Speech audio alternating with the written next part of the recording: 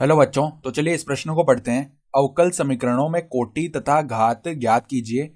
X square D two Y बट्टा D X square की घात 3 प्लस वाई गुणा डी वाई बट्टा डी एक्स की घात 4 प्लस में वाई की घात 4 बराबर 0। तो यहाँ पर देखो, ये एक अवकल समीकरण दिया हुआ है और हमें इसकी कोटि तथा घात बतानी है।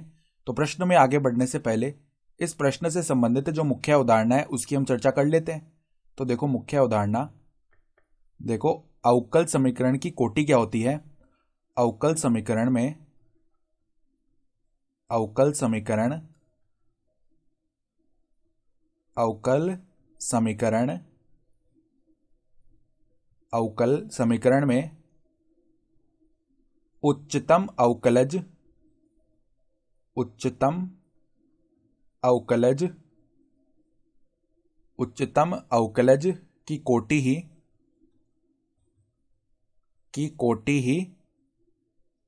अवकल समीकरण की कोटि होती है।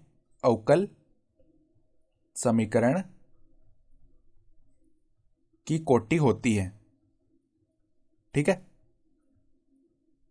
यानी जो सबसे उच्चतम अवकलज है उसकी जो कोटि आएगी, यानी अधिकतम जितनी बार अवकलन हो रहा है, जैसे कि डी टू वाई बट्टा डी एक्स स्क्वायर है, तो ये 2 कोटि का अवकलज हुआ, ठीक है। तो यहाँ पर उच्चतम अवकलज की जो कोटि होती है वही अवकल समीकरण की कोटि होती है। और घात की बात करें तो देखो, बहुपदीय अवकल समीकरण में बहुपदीय अवकल समीकरण में उच्चतम अवकलज की घात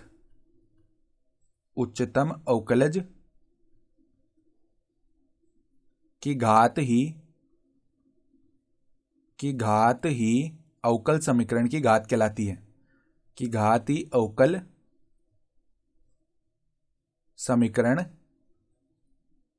की घात कहलाती है, ठीक है। तो यहां पे जो अवकल समीकरण है ना, बहुपदी होना चाहिए। तो हमारे पास में जो सवाल में अवकल समीकरण दिया हुआ है वो देख लेते हैं एक बार। देखो क्या है, यहां पर हमारे पास में दिया हुआ है X square D two Y बट्टा डी एक्स स्क्वायर की घात है 3 प्लस में वाई डी वाई बट्टा डी एक्स, इसकी घात है 4 प्लस में वाई की घात 4 बराबर में 0। तो यहां पर हम देख पा रहे हैं कि बहुपदीय अवकल समीकरण है, ठीक है।